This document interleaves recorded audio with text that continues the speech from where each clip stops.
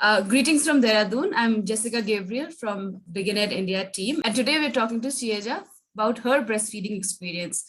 So this is a session that we're going to talk about stories from lactation field. It is a collaborative project and we're going to listen to different mothers, different lactation professionals, and hear about their stories of what brought them to lactation field. So yeah, we have Cieza with us. Can you tell us something more about yourself? Like what's your history, what's your background, and who are in your family?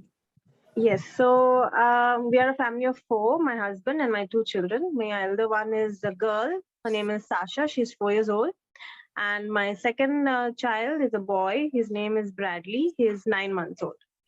So I'm a banker by profession, previously a singer. So I had to stop that when I had my first kid. I plan on continuing. And now the banking is on hold also because it's too much to handle now. Uh, so I've always been pro breastfeeding, and I have breastfed my elder one for 2 years, 10 months. And it had been a beautiful journey. And the second child, when I conceived the second child at 5 months pregnant, I came to know that he had a birth deformity, which is a facial deformity of cleft lip and cleft palate. So they told me that I wouldn't be able to breastfeed directly, but I would have to express and feed. That's all the information I got. And for me, like expressing and feeding seemed like a big headache. Like, how am I going to do that? Cope with a newborn plus a toddler, and then I'm going to be expressing. And how am I going to be feeding? Nobody told me. So I was on panic mode, and we don't have much lactation support from where I come from. That is from Goa. I only had a friend of mine who is a lactation consultant, and she like guided me on what type of pump I need to buy. So I did that. I got a pump. I got a separate fridge just for the breast milk because I said, I have to do this. I have to give him breast milk because that's the best thing. And whatever I needed, my bottles, my sterilizer, everything was there. But I still fell short. I still didn't know. I still needed some kind of how and what and all that. So was all of this like while you were pregnant or after Bradley was born? So you knew this before he was Yeah, born. so I had all the equipment before, meaning before the delivery, I had everything. I got everything before my delivery. But till the delivery, I didn't know how. Like, how do I express? Till I delivered, even after I delivered, I told the nurses, please show me how to use the pump. And they were like, yeah, we'll come. So the day of delivery went on like that. My child was shifted to a different hospital because where I delivered, there was no NIC. So then the next day again, I told them, please show me how to use the pump. And they were like, yeah, we'll come. Then I said, these people are not coming and I don't think it's anything like out of the moon. So I might have figured it out myself. So I started pumping and there was nothing coming. So I was getting all the more hyper, like, there's nothing coming, there's nothing coming. So then my pediatrician told me, if you're going to get so upset, nothing will come. So you need to calm down first. So little came, like 2 drops. And that was like, yay, me and my husband were celebrating the few drops that came. So he took those few drops and went to the hospital to give it to my son, to the nurses. And we thought they were giving it to him, but they said like, okay, that's only so little. So they kept it there. So that all went on for the whole day and they gave him formula. And then the next day I shifted to his hospital and I went on pumping and my supply increased a lot. It was like overflowing and we were like rejoicing. So much so that I had surplus and I didn't know what to do with it. And, I wanted to donate it, but at that time we didn't have anybody to give it to. So like, sadly, I had to throw it out. And I started learning how to feed my child with something called as a paluda. The first time I saw them feeding him, I cried. I said, I cannot do this. This looks too scary. One small, tiny instrument putting in his mouth. Anyway, the next day I started. They said, you have to. So I started. And then I went on with it. And 4 days we were out of there. And then back home, I was used to one kind of setup in the hospital. And back home, I had to find out another style, how to place him, how to hold him. Nobody was there to tell me. And I said, I need some kind of support. So then I contacted another friend of mine who has done lactation course from the same institute. And she said it's a very good decision, and she told me that yes, you need to do it, and you can help others also. So that's what I wanted to do. I wanted to help people who not only have normal breastfeeding issues, but have issues when children cannot feed properly. When they have feeding issues, I wanted to help those, because nobody actually tells you that. They deliver you, I mean, you deliver and you're expected to know what to do next. How did you take the decision to breastfeed your child? You knew that your kid is going to be cleft baby, right? So what motivated your decision to breastfeed? I didn't have a second, I though there's formula, it didn't come to my mind at all. For me, the most natural thing was I have to breastfeed my child. Like, how do I do it? I need to figure it out. So I had made up my mind that I need to do it, but I was on panic mode how to do it. So that decision I took first only. And my husband was there to support me. He was like, you get whatever you need, and I will be there. We will do it. You don't worry. Let's take one step at a time. And I did not Google much, because Google gives you too much information. And then you kind of panic all the more. The different types of clefts, how big they are, how small they are, that all he was doing, and he was panicking. So I decided no Google for me. The less information I have about the extent of the cleft, the better it is. And I'll deal with it when it comes to it. But I kept the remaining things ready, like what I need to do, what kind of pump I need. I need an exclusive fridge. I need a sterilizer. I need bottles. I bought some kind of weird looking feeding bottles, but I never used them because I was advised against them. So support I had from my husband. And when I'll just go a little ahead. When my child was born, my family moved in with me, my mom and dad. So that support is very important, because if you need to pump, you need to have a support system. If you don't have a support system, you cannot pump. Yeah, that's true. Yeah, that's very important. So when you were in the hospital, like when you gave birth to Bradley, but were you able to practice skin to skin No, at no, all, no, or he was just no. taken to Tenneco? When I was in a very terrible state, when I was, in my labor pains, I don't know, I was in some other world, and everybody was trying to pump me up, cracking jokes, and that was pissing me off, even further, because I didn't have strength even to push him out, and he was a big baby. So once he was born and I saw him, my heart kind of broke. Maybe I was expecting something, a miracle, but yeah, my heart broke. They gave him to me, and then I it took time for me. I was like, okay, I saw him and I said, okay, take him away. So then they had to take him away to the NICU. They don't actually practice skin to skin. Even for my first baby, I never had skin to skin. They needed, for this guy, they needed to do tests on him immediately to figure out if there's any other issue. Yeah. Because with cleft comes other issues. His is like a only cleft. They say there's a term for it. I cannot recollect it right now. But with cleft, comes even heart deformities, because the cleft and the heart, it closes together at the same time. So this scan was done for me before to check whether he has any heart deformities. Luckily, it was clear. So his was only cleft. So any other syndromes and all that, the doctor had to check. So he was taken away first only, and then he was shifted to NICU. So there was no skin to skin. You said you were like kind of scared about for using the palada and everything. So what worked for you? So what exactly did work for you at the end? Yeah, so the nurses, they showed me how they were feeding, and I had to look. So then they just gave it to me and said, okay, come on, you feed. There was no like teacher, you had to figure it out. So I caught it in my hand and I fed him, and it went on well. And then I kind of noticed that, his upper palate, there was something like, like yellowish out there. So I was wondering, what is that? And I asked the doctor. He said, no, I don't think the pallida is hitting, but I wasn't holding the pallida properly. You have to kind of give it a little pressure on the tongue so that it doesn't hit on top. So it was hitting him on top. So then as the days go by, you kind of learn how to handle it, and when I was doing very well in the hospital. I was feeding him. It was 10 on 10. He was having everything in minutes to go.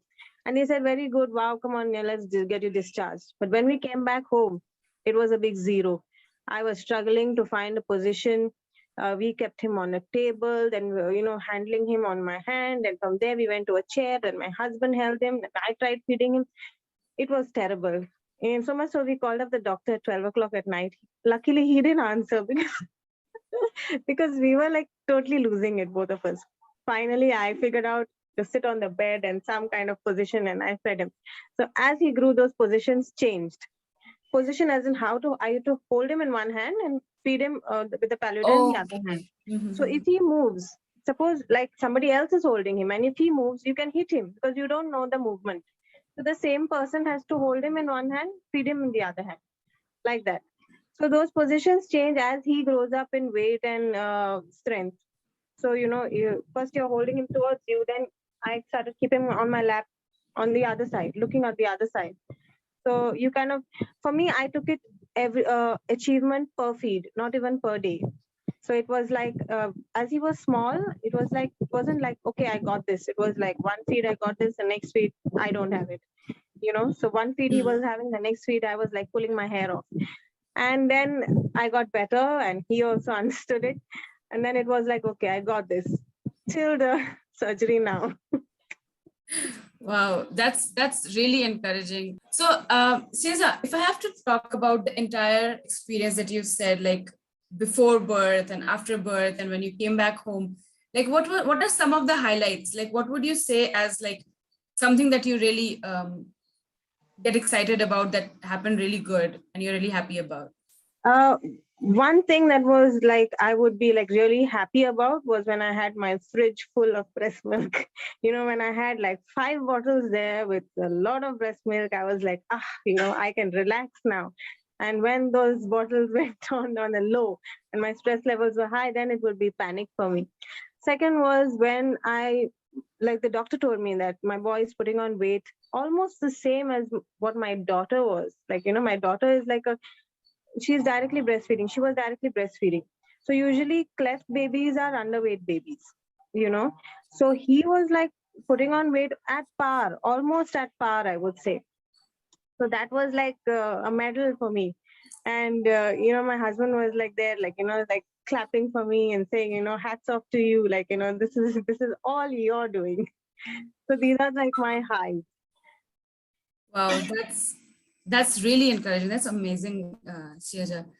So, like at the end, like, were you able to find any sort of skill lactation support? Like, I know you said your husband helped you a lot, your parents helped you, there were your support system, but like, were you able to find some skill lactation support? Yes, I have one person who's a lactation consultant. So only initially when I had questions about how long should I keep the breast, how long can I keep the breast milk out, and when I feed the breast milk, she told me if the paluda has touched his mouth, touched his saliva, then you don't feed him the same thing again after some time. Like, the milk has to get finished in one go. So she was there encouraging me for a little while initially. And then I had the other lactation consultant who finished her course with y'all, Dr. Nicola. She's my homeopath. Yeah, I consult her for homeopathy. And she was also very encouraging. So, and then I got more knowledge as I'm studying through the course, and then days on experience also plays a huge role for me. So how old was Bradley when you started with Begin at India, the CLP course? I think I started in March, somewhere in March. So he must be around 6 months. 6 months? Yeah, 5 to 6 months. I think I started in Feb or March, somewhere there. So 5 to 6 months. But I really think I should have done it when I was expecting him. That would have been better. Because after he was born, I realized, support is not there, and you need so much of support to breastfeed or to express, because it is not something that is very easy, especially expressing. Breastfeeding itself comes up with, it has its package. You have your pains and your sore nipples and everything, and expressing is a totally different ball game, especially when you're doing it from day one. It's so time consuming, right from washing to sterilizing to sitting out there and pumping for half an hour, and it can get onto your nerves sometimes. So you need the support, and I really was finding, like, I needed somebody who could tell me, like, and Dr. Nicola would tell me, you're doing a good job. Like, you have breastfed him for 5 months, and that is great. Like, she would tell me. So I required, and I thought that I needed to do a course where I can reach out to people. We need to reach out to people, because that there are doctors everywhere, there are gynecologists everywhere, but there are no lactation. And I think there should be a lactation consultant in every hospital to guide people. The primary rule of feeding a cleft baby is you have to keep the baby upright at 45 degrees, if not more. Okay, because the insides are all open. So when you feed it with a paluda, it goes straight down to the esophagus. So there's no chance of going into the ears, right? It's everything is open to the ears, to the eye. So there is a lot of eye secretion happening. So his one eye is constantly getting stuck and constantly secreting some kind of fluid. And when fluid goes into the ears, there is a high risk of infection to the eardrum, and also in the long run, hearing loss. So we don't want that to happen. Already the child is dealing with a lot of things. We don't want to add to it. So the child has to be kept at a 45 degrees angle. And they say, don't you get breastfeeding, I mean, you get squeezy bottles with a long nipple. To look at is very scary. I bought that bottle, but the doctor told me, when you squeeze that bottle, see, you're squeezing, you don't know how much the child is going to swallow. So that also gives, like, a spray. The fluid can go here and there, though there is only one hole. You might squeeze a bit too much. So when you have use a paluda, you just place it on the tongue of the child, and the child will move his jaw up and down, up and down. So with that, the fluid goes automatically on the child's movement. So there is no risk of too much going in the mouth, and it has to be slightly tilted. Little pressure on the tongue, slightly tilted. Same goes with breastfeeding. Also, we have slight openings, so we cannot breastfeed the child if the child has a cleft palate. Even if the child doesn't have a cleft lip, some babies are born with only palate, no lip, so you form a suction.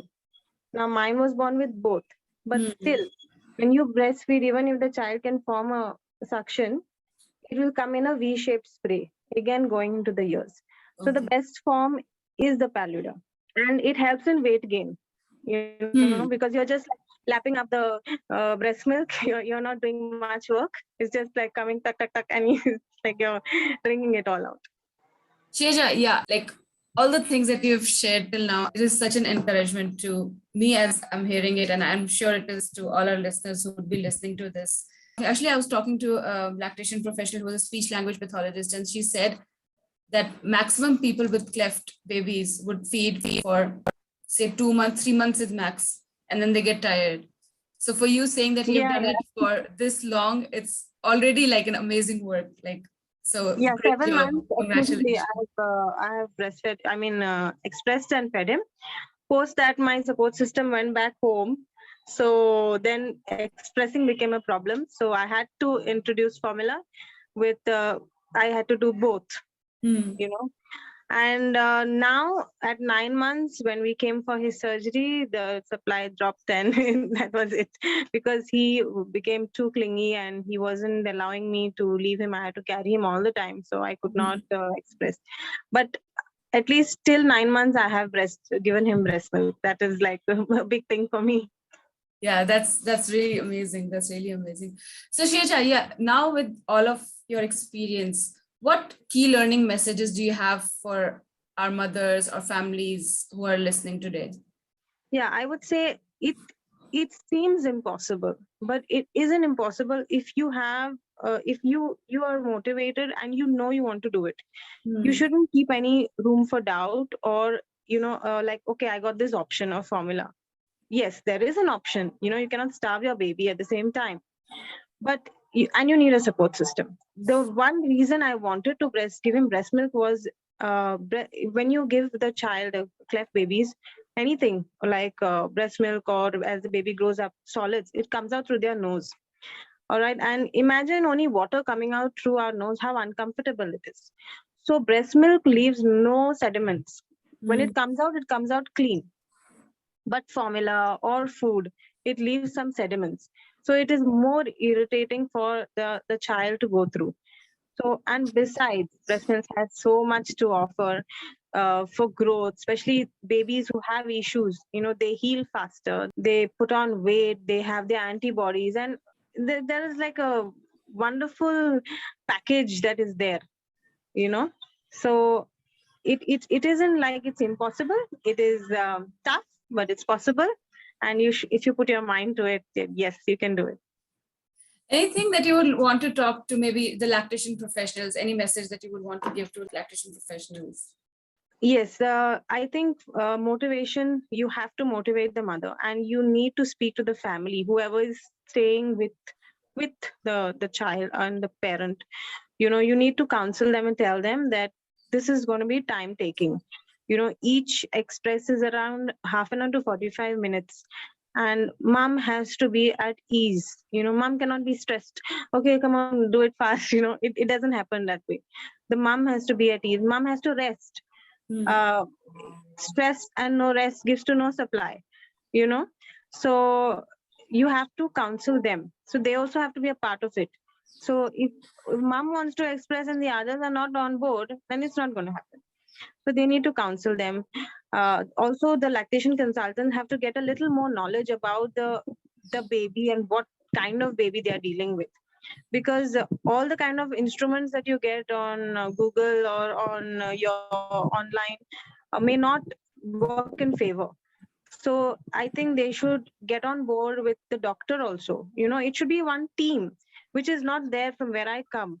That's the reason I had to come to a different city, because I feel the doctor, the surgeon, and the lactation consultant should work together. Because the doctor tells you one thing, the surgeon will tell you something else, and the lactation consultant will tell you the third thing. So all have to be on board together on how to feed the child. you know that is very important. And a little bit of guidance and teaching the mother how to do it, because you're already scared. Yeah, of course. Like it's already too overwhelming, and then if everybody has different opinions, then it kind of just adds to the confusion. And Yes. yeah, that's so true. How about like if I had to say, like, what message do you have for people in the society, like in this Okay, relation? with breastfeeding, I would say it is God's gift. It is free. You now that I have to buy formula, sometimes it's like so expensive. And I've know so many people who formula feed their babies. So I would say, like, if you're getting something free and it works upon you, like if you're sick, the baby gets the antibodies. If the baby is sick, the baby gets more nourishment. So it is something freely available. It is something which is so wonderful for the baby. It's the best thing. You don't need to supplement the baby with some other milk, right? Your baby, your milk. That's it. And for cleft babies, I would say breast milk breastfeed, give your baby the breast milk till how much you can. It is very stressful, it is overwhelming, but if you can do it, it's the biggest gift for your child. And it is possible. Wow, that's amazing, At Shaja. least till 6 months, I would say, give the baby breast milk. So I know you kind of touched a little bit on like you should have done lactation course even before, like while you were pregnant. So how did your personal breastfeeding experience motivate you to become a lactation professional? How do you envision yourself serving the community in the future? Yeah, so I have been a part of this group called Moms of Goa from the time my first child was born, and we are all pro breastfeeding there itself. So the motivation came from there, and like it continued, and the want to do a course happened when my son was born. And I think that I would want to go more into this field and do more courses, some clinical courses as well. So where I can, not only help the children who have no problems, but those who have problems, feeding problems, help them, help their parents, because there's a lot of misinformation that is given to people, even children who are born healthy. There's a lot of misinformation given to their parents, and they feel formula milk is thicker, so it's better. And I've heard this from somebody, like, like breast milk is just like water. It's so thin. What will the child get from it? You know? So that was pretty stupid to hear, but that was so they in from where I come from also there are people who introduce solid feeds at 4 months and then their babies fall sick. So these are the wrong practices done even till today. So I wanted to do something to help others because I went through something and there was hardly any help for me. So I thought I don't want somebody else going through this. Somebody else should have more information than I had. Yeah, I think that's a wonderful dream, especially like in your place, as you've said, that there are no lactation professionals. So doing this. I know only one. Now there's another one, but she's living in Germany. So yeah, I don't. Nicola. Yeah, that's true. That's true. Cieza, like how would you see lactation profession growing in India? Like how do you see it growing? In India, now that I'm part of BeginEd, I see it growing. Like it's blooming, and it's. I'm so happy to see doctors doing the course. And if doctors do the course, then they themselves recognize the importance of breastfeeding. Because even when you're pregnant, they don't tell you anything. They're only checking your baby. Okay, baby's fine, fine. They don't even do a breast examination to find out whether you are fine to breastfeed. No, they are not doing that. So it makes me so happy to see pediatricians doing the course or gynacs doing the course. And there are a lot of doctors on this group of BeginEd. So I'm like, wow, this is amazing. And like I said, I want my wish is for each doctor or each gynac or each hospital to have a lactation unit to guide the parents, to guide the mom and the dad also, because the dad forms the support system, right? It's a unit in itself, like, so you can't separate one from the other. Yeah, Yes. that's so true. So, Cieza, this is something that I'm asking all of our people who we are interviewing. So if you had a dream about lactation professional in say 5 years from now, what is that one dream that you would want to see come true? A lactation professional. I would want it to be like how you have a course, a medical course or a nursing course. It should be recognized something like that, where students or children or people from college want to do it. They see it as a profession, which right now it is growing, but it's not reached there. Yeah, that's amazing. Cieza, I think this has been a wonderful interview. Do you have any like final thoughts that you would just want to pour out there to the mothers who are listening or to our listeners? I would just say, like, your baby is your strength, and watching your baby grow will only give you the motivation that you're doing the right thing. And if you are having sleepless nights, breastfeeding or pumping, and you see your baby doing well, it's only because of you. So continue doing what you're doing. It's the best thing. Thank you so much, Cieza, for joining us. And thank you to all our listeners and participants who are looking at this. Thank you so much for joining us. Thank you. Thank you for having me.